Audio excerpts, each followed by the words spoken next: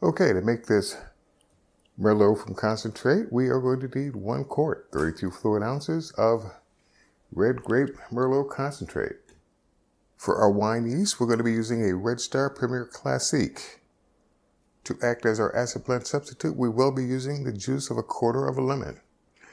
To act as our tannin substitute, we will be using 1 black tea bag. Now we will be using a homemade yeast nutrient to help our yeast out a bit, so therefore we will need 1/4 teaspoon of regular active dry yeast. We're going to need about 3 quarts of water. Actually it comes in at about 11 cups, but that's what we're going to need. Having an 8-quart pot is going to help. We are going to need a 1-gallon carboy jug, demijohn, take your pick. Having an airlock with bung is going to be helpful. Having a hydrometer with testing tube is going to be kind of nice. Lets us know what our starting gravity is, will let us know what our ending gravity is, and will let us know how much alcohol we have produced, alcohol by volume. And of course, using your food grade sanitizer of choice, we want to make sure that everything has been properly cleaned and sanitized. And that's what we're going to be using to make this wine. The first thing we want to do is that we want to pour off just a little bit of our water into a small saucepan. I don't know, about 1/2 cup would do it. Drop in our tea bag and drop in our 1/4 teaspoon of bread yeast, which will help act as a yeast nutrient. Let's turn the heat on to low. And we're going to let that come to a simmer. I'll put a lid on it shortly. Now, as for our Merlot concentrate, we're going to go ahead and put that in our pot. And the recommended dilution is 1 quart, basically 1 bottle, of juice concentrate to 2.8 quarts of water.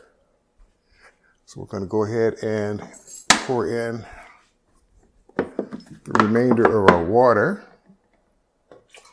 or nearly the remainder, saving a little bit to wash out the rest of the Merlot juice. Don't want that to go to waste.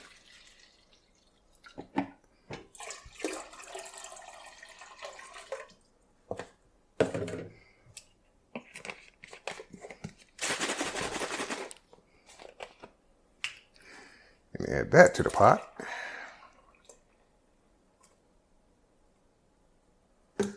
Turn the stove on, the right burner.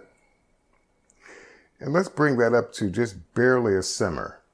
We really want to get the temperature up to about 165 degrees, and then we can take it off the heat. But if you don't have a thermometer, when you begin seeing bubbles form on the bottom of the pot, then you pretty much know you're there.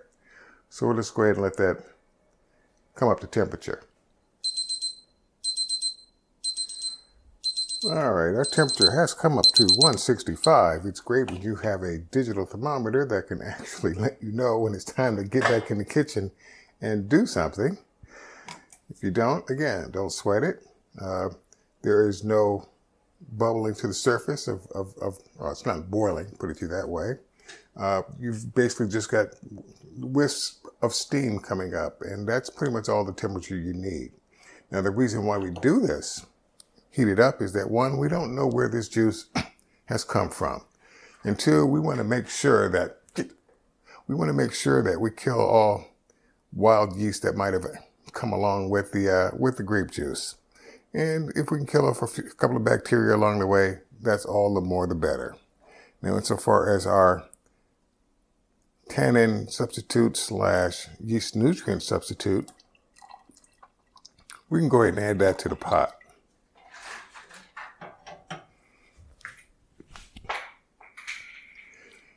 And all we need to do now is put a lid on our grape juice and let that come down to room temperature. Now that our juice has come down to our room temperature, let's go ahead and add in our lemon / acid blend substitute. Using a small strainer to make sure we strain out any seeds, make sure those don't get in there. And again, I'm only going to use a quarter of a lemon. No need to be precise. This ain't that kind of channel. That's good enough. Let's go ahead and incorporate it a little bit.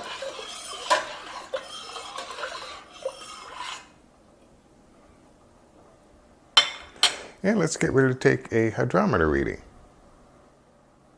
All right, looks like our hydrometer reading is coming in at 1.092.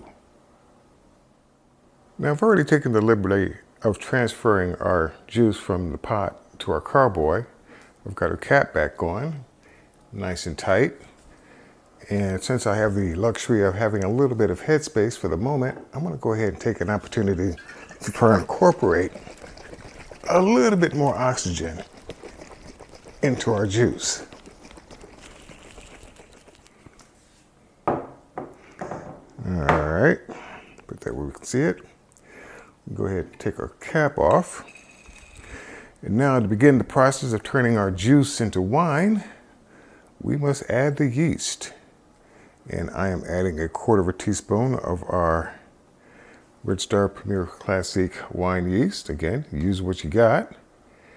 If you want to bloom your yeast, go feel free. If you just want to dump it right on in, more or less like that, please feel free. Let's put a cap back on. And let's go grab an airlock. Now in our airlock, basically it's just a mixture of that was pre-diluted Star San, sanitizer, and water. You could just use plain water if that's what you got. Let's go ahead and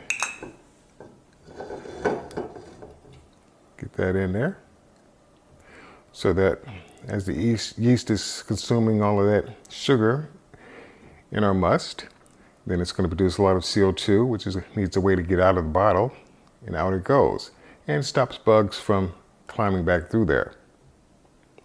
Now then, on to the next step. What we want to do now is label our creation. And basically what we are making, hopefully, again, is a Merlot. Started it on this date, and our original gravity reading was 1.092. Now, this is just the beginning of a long process, several more steps.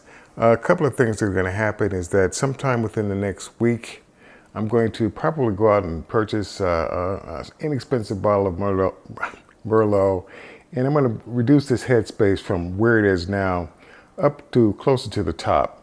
By then, most of the heavy fermentation would have occurred, so I don't have to worry too much about it foaming and flowing out should that problem come up.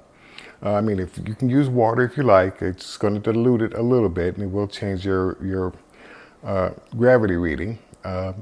But beyond that, that's about it.